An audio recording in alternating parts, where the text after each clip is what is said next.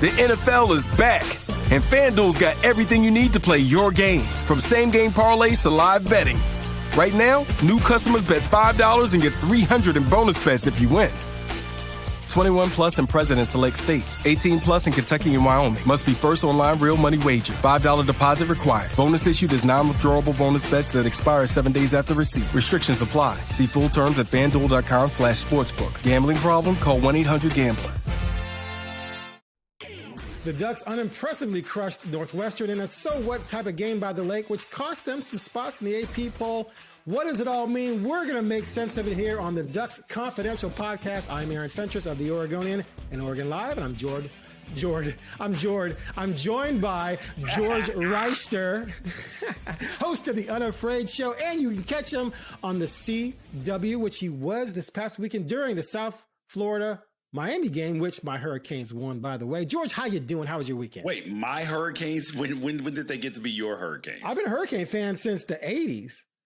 Oh, I fell in love. You didn't know? You knew this? I did. I promise you, I didn't know. I ain't seen a mini helmet back there or nothing. I've brought it up before because I've said that the 2001 Oregon Ducks have gotten crushed by the Miami Hurricanes. I've talked about that. Oh my God.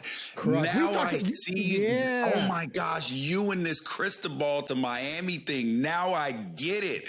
Lord no. Oh, I predicted Cristobal to Miami. It had nothing to do with me being a fan. You wished it to happen. No. It was obvious it was going to happen. Listen, as an Oregon man, I am happy Cristobal left because you weren't at the time. No. And the reason why is we're sidetracked again right at the gate. No. Is that I get it now. That just crystallized and made so much sense. Anything. Oh my God. Hold on. But to go back to the Cristobal thing. Yes, of course, everybody's a little bit frustrated at the time because things were going well. But here's the thing. And this is why people Oregon fans, if you look at the history of things, when Mark Helfrich got fired, you had Willie Taggart. Yes, Willie Taggart come in. Willie Taggart is looked at as a bad man in Oregon, but I actually thank Willie Taggart because he did something for Oregon that was crucially important. He dispelled the myth that you could not get a top tier class because he was arrogant enough to instill the belief that you could recruit a top tier class in the rankings to the University of Oregon. And after Scott Frost was like, oh, you can't do that, all of this stuff. So then when Willie Taggart left, he took coaches with him. He left Mario Cristobal there. Well, Mario Cristobal got to stay because he got the head coaching job.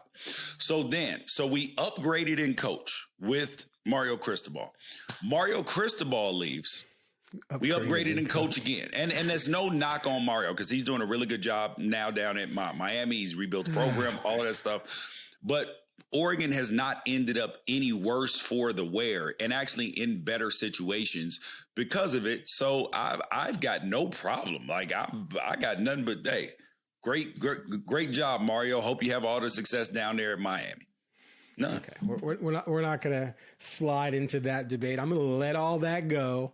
So let it go. I predicted Mario would leave the day he got hired for Miami. Everyone told me I was crazy. I was called some hellacious stuff online. You thought I was crazy. And sure enough, as soon as Miami came calling, boom, he was gone. But at the time when it happened, I said, there's life after Mario Cristobal. It's going to be okay. And they'll be fish. And then I praised the hire of Dan Lanning. Like, that was a good hire. I never once said you lose Mario, you're done. I just thought he was going to leave. And he did. But I said I was going to let it go and I didn't. But I'm going to let it go. We're moving. Okay. Let's move on. I just Dan Lanning's doing a good job. Open at the time, but okay. Dan Lanning's doing a good job. They would still be good with the guy who, by the way, he won 2 conference championship games as the underdog. No, we're not doing the Helfrich thing. No, we're not doing it. No, I'm not talking Helfrich. I'm talking about Mario. Mario won 2 conference championship games as the underdog and went to a Rose Bowl. Okay, so he did a good job. Let's not pretend. For sure. So let's not make it. See, I hate it when fans make it this coach people feel like they have to trash one coach to prop another, to trash Mario to praise Lanning. Trashing Mario. You said we got a much better coach. We're much better. No, blah, I blah, didn't. blah. No, You're not, no, that's not you're what not I necessarily said. much better. That's what you said. That's what I everyone didn't say says. much But again, better. I said we got a better coach. We are and we're in a digressing better into something situation. that we need to move on from. Let's just let it go. Let's Some go. other day we'll have this debate. Okay. Sorry, everybody, but yes, I'm a Miami Hurricane fan. I have been since the 80s because they threw the ball a lot, unlike a lot of teams in the 80s who were running the ball all the time. And I grew up a receiver, and so I like that. So I jumped on the bandwagon during the Kozar days. Anyway, today's episode of Ducks Confidential is brought to you by Travel Lane County, an organization that promotes travel and tourism in the Eugene, Cascades, and Coast region. Ducks fans can find out more at www.eugenecascadescoast.org. Okay, we didn't get a 2001 Miami Oregon showdowns, which is one of the reasons why I've always had a lack of respect for how college football operates. But in today's world, that game probably could have happened. All right. But it didn't. But maybe this year, because Miami's ranked number 4. The Ducks are ranked. Yeah, Miami's 1 and 4. Ducks are ranked number 6. Yep. I would. Oh my God, dude. If I were still on the Blazers beat, and the Ducks played Miami in the playoffs, I'd be like, I'm going to help cover that game. I would kill to cover that game because the drama would just be. Oh my God, yes. But unlike how amazing that would be or could have been 25 years ago, we got a dud of a game on Saturday with Oregon and Northwestern, which is what we're here to talk about, despite our opening. I was there. Very uninspiring performance by the Ducks.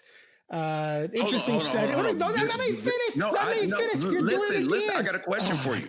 I have a question for you, Aaron. I have a question for you. So you just wait for an opening. Go ahead. No, first thing is because I didn't want you to get too far in the weeds. Number one, first thing is, can you set the scene for us? Because you were like, it's uninspiring, all of this stuff. So when you got to Northwestern, tell us what that stadium experience was like. That's what I want to know.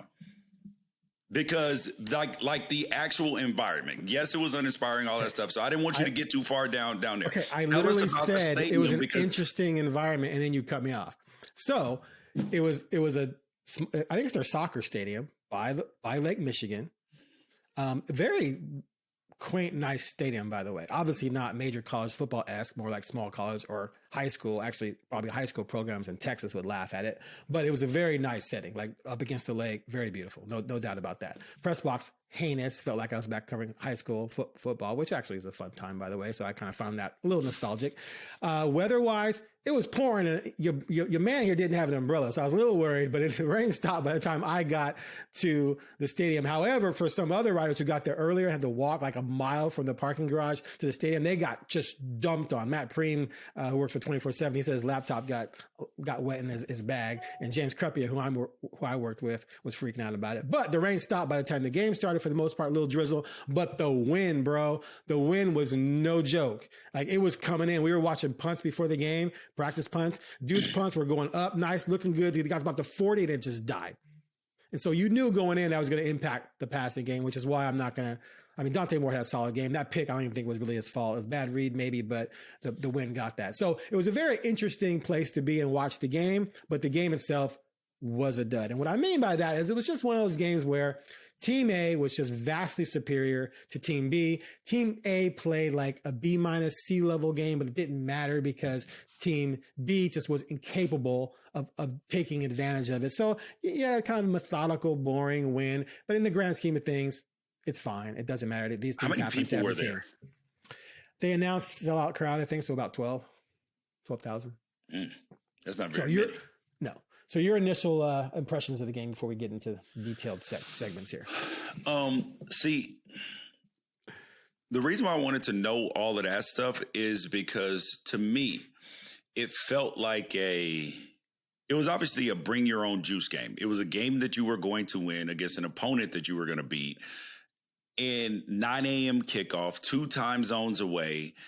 The wind is bad. The weather was bad. Like there was no juice available outside of whatever you brought, right? Right.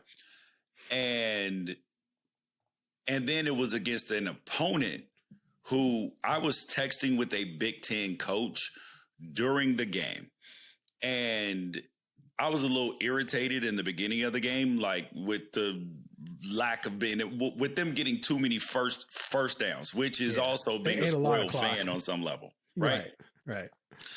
And then I was like, man, and he was like, yo, you don't understand, George. Northwestern is one of the most physical teams in the nation.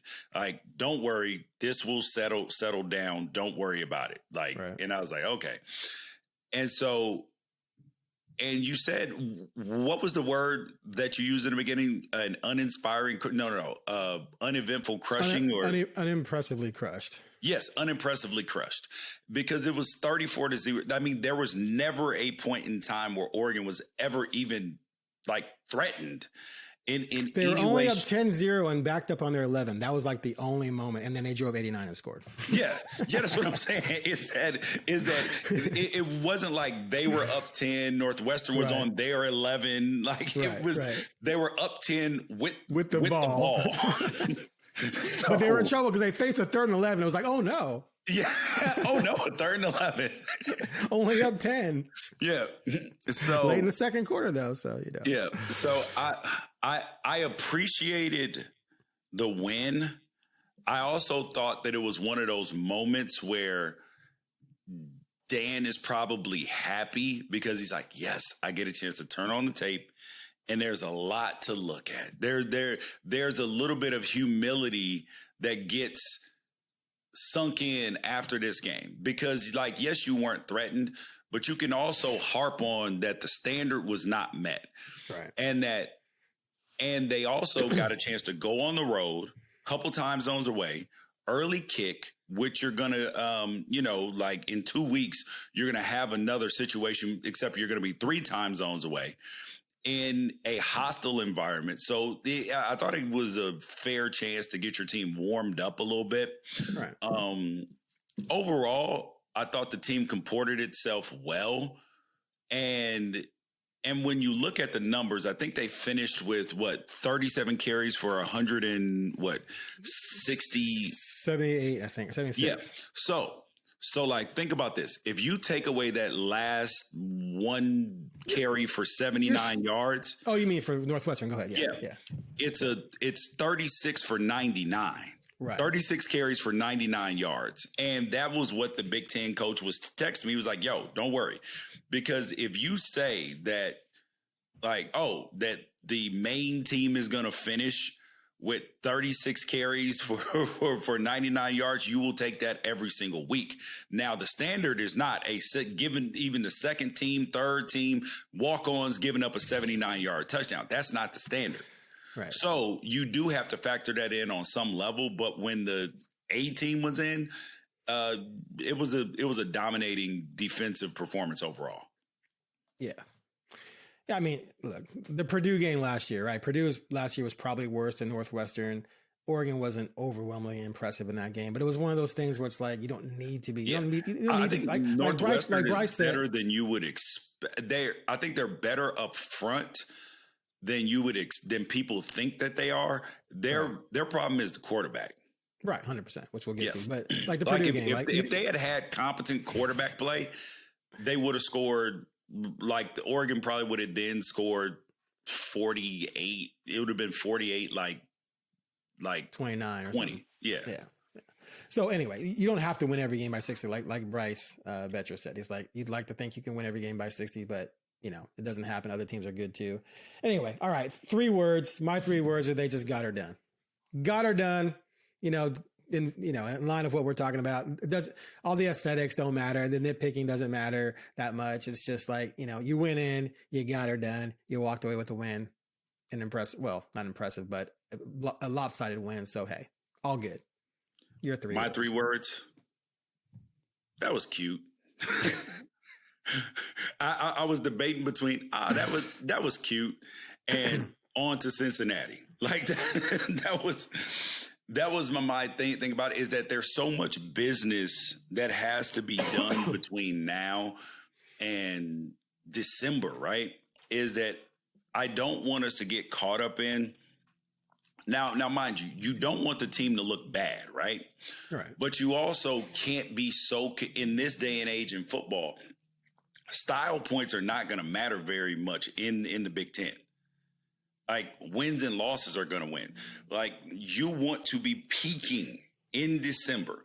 And this is the reason why Ohio State, like against Ohio this week, that was a weird game. That game was like 9-20 in like the third quarter. You were like, wait, what is going on? So it's a bunch of teams that have had some of those weird games. Georgia, Austin Peay, right? Yeah, it was like 28-7 at the end of the game, and be like, "Oh, I don't know about Georgia," right. And then they go out and end up beating Tennessee, even though Tennessee choked that game away. I look at this Oregon team.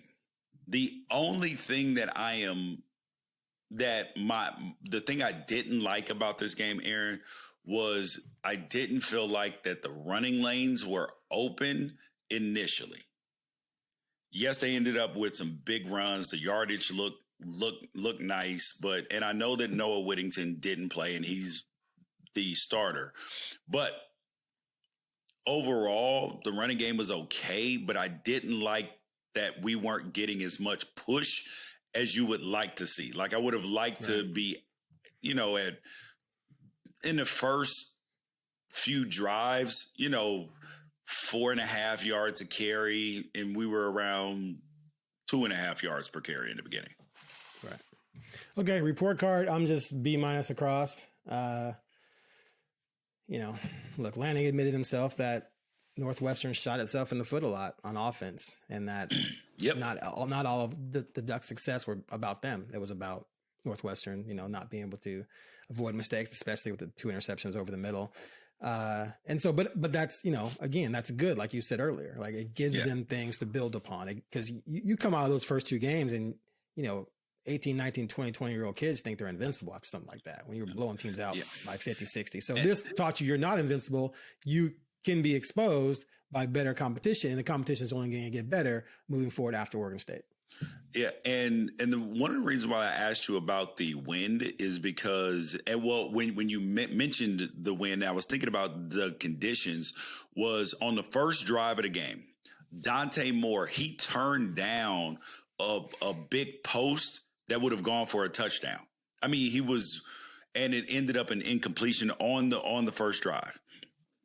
And I remember looking, I was like, why did he turn that throw down? But then I remember on the broadcast, they said Oregon is going into the wind on their initial drive. So maybe he saw the post and was like, yo, this wind is whipping, bro. I don't know if this is a good idea. I would hope so. Because like I said, the pregame punting, it was like literally going up and then dying around the 40. Like it was. Are we talking about like Chicago Bears, like we've seen with them at times? And like Wrigley with the wind blowing in and home run. You think it's a home run and it's just kind of it was like I'm literally the punt. Northwestern's punts were going like this. Then they got to about the 40 and they just went and they came down. So if you're a quarterback and you feel that and you've thrown in warm-ups and you've probably been told, hey, look at this. You might not have as confidence that you're going to get it out there 55, 60. Yeah. Because you can get it out there with the velocity and then it slows down and DB picks it off. And then, and then later on in the game, he tried to do it. Right. And was like, exactly. There's a reason. So now the coring was covered. The coring was covered, but if you lay it out there. Yeah, he might be able to get it. Right. It could have been one of those where he just drops it right in between 3 defenders and it's like, oh my God, but it died. And it predictably because he was thrown right into the wind. So anyway, all right. Anything else on report card? You good? No, I was most impressed with Dante Moore, to be honest with you, because he did some really good work on third downs. Like that gave me confidence for the future because he stepped up in the pocket. He made some throws, threw on time, threw in some windows. And I was like, oh, okay, this might be a guy that we can put the game on his back at times. Like that was highly encouraging. Okay, so I got one nitpick back on the offense. So you talked about taking away one run, right? So Ducks, 176 yards rushing on 30 carries. You take away the one run by Hill, 66-yarder, that's 110 yards on 29 carries, which is like 3 point something per carry. Point.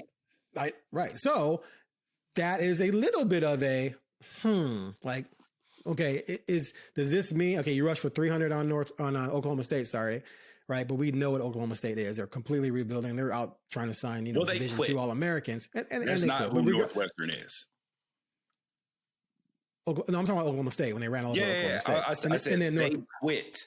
Yeah, I'm sorry, that Oklahoma State quit. They might have quit, but they were getting gashed for the first half too. For sure. So in this game, you couldn't get the running game going to where your running game was carrying drives, which is why you had more in situations where you had to convert on third down, which you said he did a good job of. So that's one thing where it's like, okay, Northwestern is not a high-end Big Ten team. They are different than Oklahoma State. And the first time you play a team that, like you said, is physical, you didn't exactly meet it with dominating authority that screams national champion. That's all I'm saying. Now, again, it's just one game.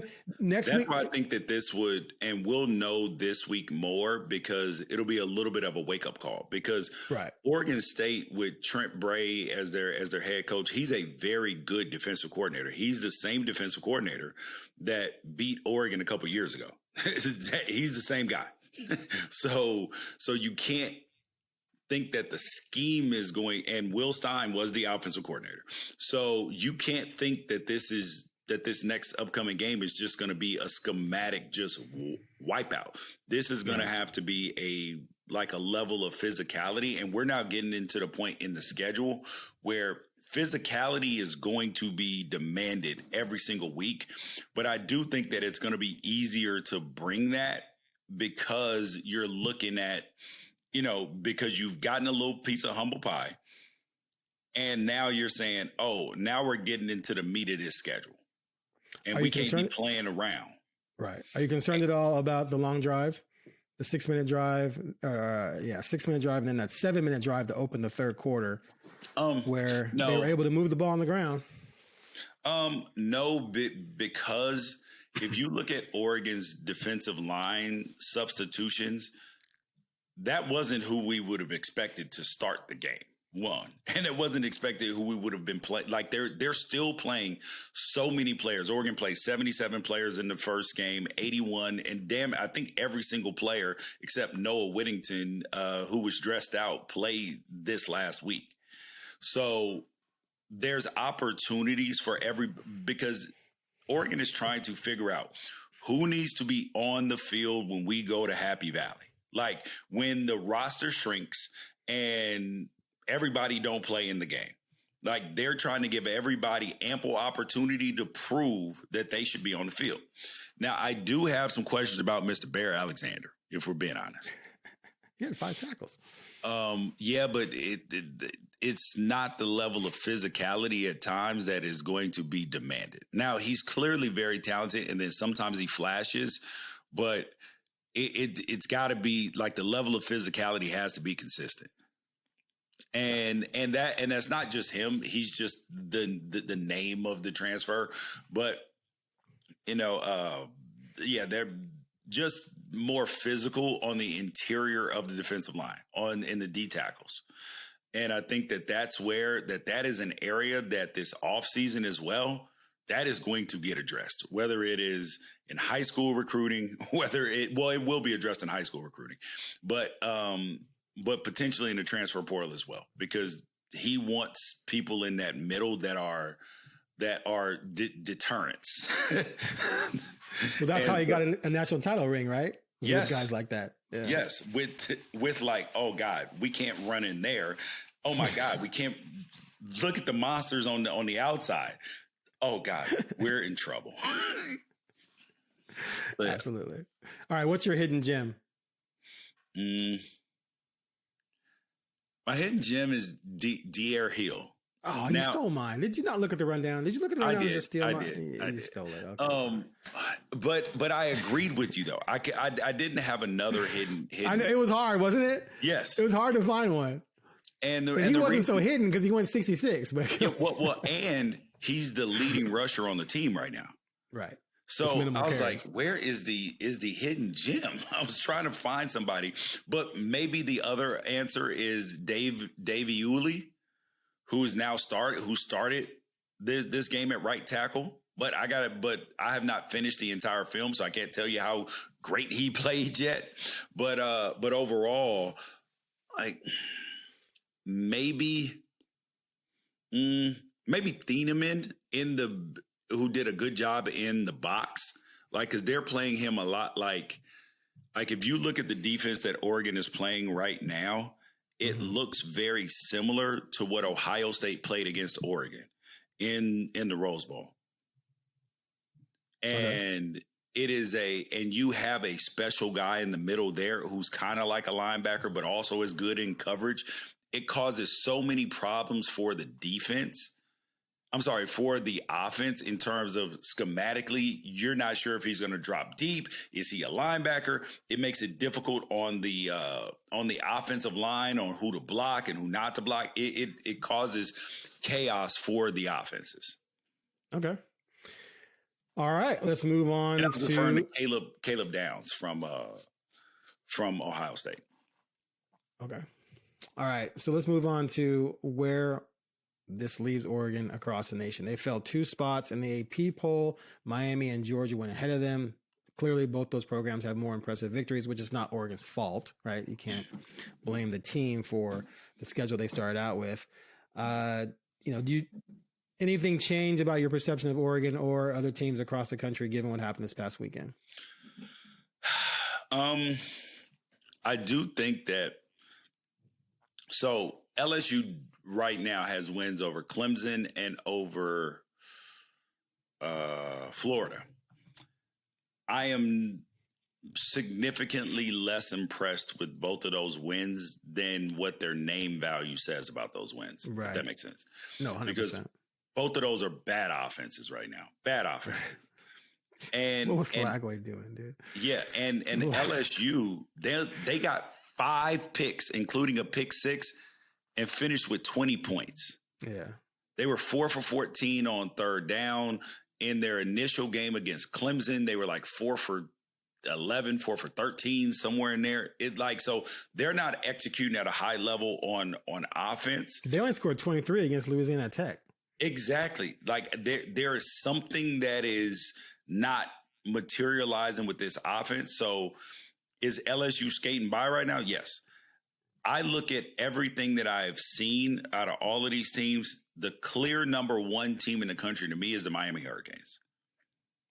I think that what they have put on tape and who they have played, I think it gives them the best resume so far. Because people think that Ohio State has the best win against Texas. Texas don't look that hot right now. Yeah. Like people are wondering if Arch should be benched. 11 straight incompletions. It's not like Texas is not exactly cruising right now and where they need to be, but we're in September. And this is the reason why I thought last season was the greatest college football season that we ever had. And now I believe that this is even better than last year because of the amount of parity. There is not a single person in America that would say with any confidence, I can bet my life that this team is the best team in the country. Right. Like there would still be a creep in the back of your mind, be like, I don't know. Penn State fans can't say that. Their passing game still looks questionable. Ohio State didn't look great against Ohio. They didn't score very many points against Texas. They were outgained by over 100 yards. Like everybody's got questions about them right now. And that's why I say that Miami looks like the best team in the country right now. And people might say Georgia, okay, they gave up 40 some points. So it's like, I think they won 44, 40, 41. Yeah. Giving up 41 points, that ain't that. They would go a month giving up 41 back when they won the national title. Yeah, exactly. So there's not a team that you can look at and you be like, But then also there's an 0-2 team that I believe could beat any team in the nation. Notre Dame. Yeah. It's crazy. I love it. Yeah. And that's what happens when you have such disparity in scheduling. Yep. Right. You have someone like Notre Dame that's played two teams that are undefeated and ranked in the top. What's their name right now? Texas A&M is 10.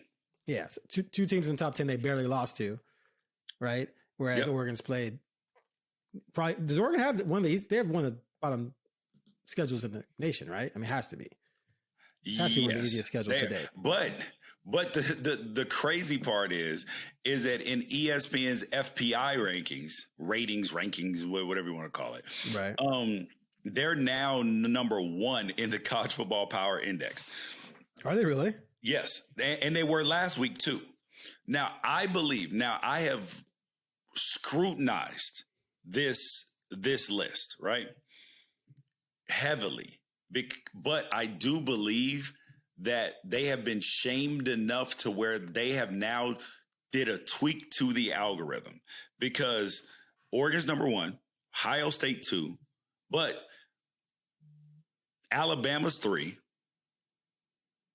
But Alabama finished in front. Listen to this, Aaron. At the end of the season last year, Alabama finished 4th last year. 4th.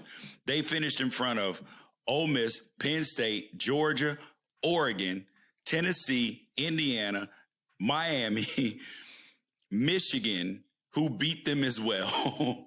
Like, they finished so many spots in front of teams who beat them, and they were 9-4. Wow. It was the thing absolutely loves Alabama. The FBI loves Alabama for some reason. Interesting. All right. So before we move on to our sneak peek ahead at Oregon State, let me ask you this. So looking at Oregon's schedule, obviously Penn State, Iowa should be interesting. I'm wondering about Washington. We'll see what USC brings. But that Indiana team, man, they've been on fire. Now, talk about weak schedules. Old Dominion, Kennesaw State, Indiana State. They've outscored them, though, 156-23. Sounds a lot like last year. Yeah. And they got a new quarterback, Mendoza, who's tearing it up. 72%, 9 touchdowns, 0 picks. Their rushing attack's sick, 923 yards rushing already this season. Is that game looking a little scary for you, that Oregon-Indiana game? So there is something that people haven't talked about yet, which is going to be a talking point soon. So Penn State, Indiana, Iowa, and I believe Minnesota as well. What do they all have in common who are on the Duck schedule? They don't play Penn State or Ohio State, I'm guessing. I mean, one of them's Penn State. So Penn State, right. Indiana, play each other. Iowa, and I believe it's Minnesota as well. So they don't play Ohio State.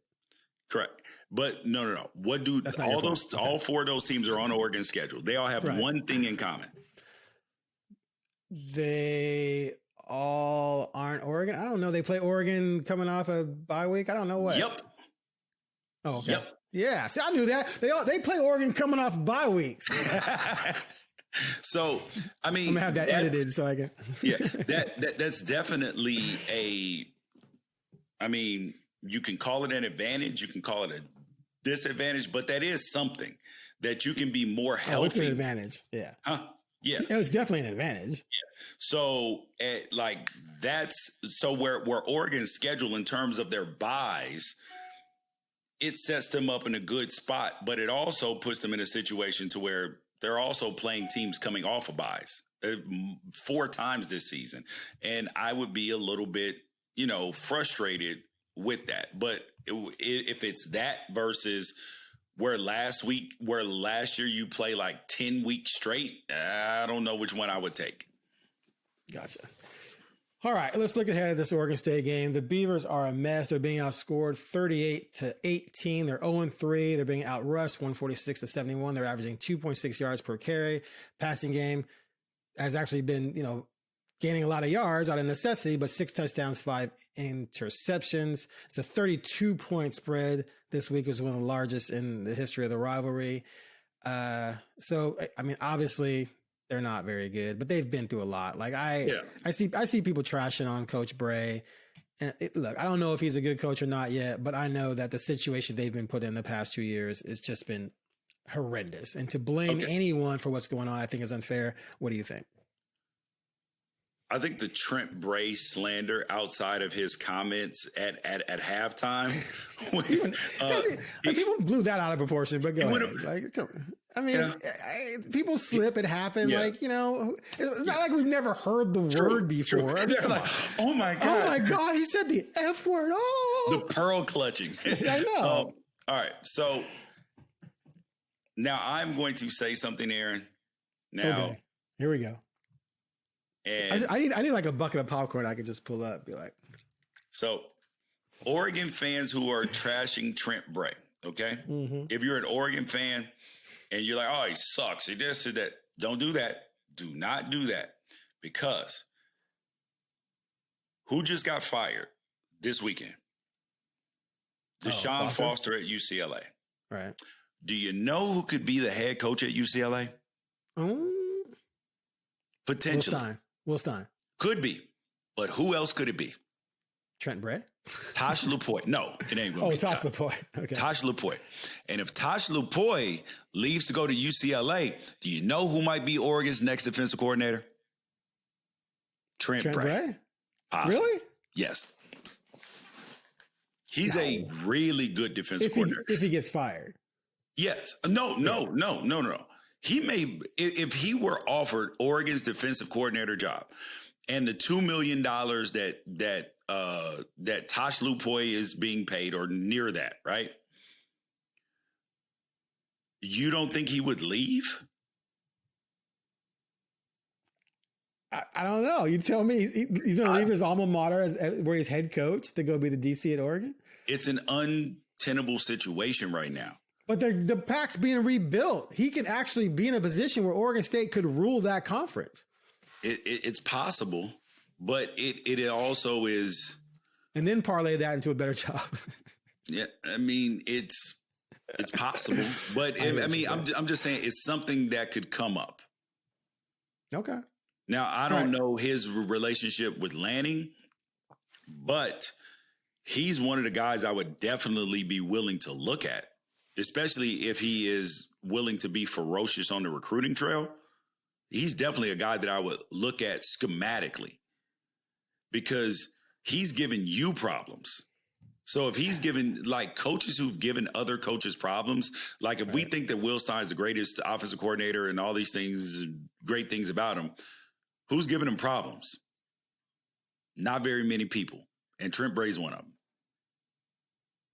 Okay. Fair enough. All right. My threat level on this is absolutely 0. There's no way in hell the Ducks lose this game. They'd have to turn over. Well, I say 6 turnovers last week to lose. I'm going to say 10 turnovers this week to lose. I got this 53-13. I don't. So I will say this though. Oregon State has thrown for a lot of yards, right? So this could be the first time the secondary actually maybe gets threatened a little bit. And I asked Lanning, and I probably phrased I phrased the question in a way where I gave him an easy quip answer. Like I kind of teed it up for him, but I said, is it difficult to truly gauge where your defense is given the mediocre quarterback play you face? And of course he's like, I know exactly where my defense is and we need to improve. But my point was that you haven't been threatened. Like, the 2 interceptions that you've had each of these past 2 weeks were just hideous reads and throws, and guys can't push the ball down the field against you. But this team at least has put up some yards against not great teams. I get it, but still they're going to have to throw a lot. They're going to throw a lot. So maybe we'll see the secondary get some work this week, but you've been like going above me each time. Like whatever I pick, you give a higher threat level. Are you going to go 1 on this one? Like you did last week? Yes. You are? You're going to go 1?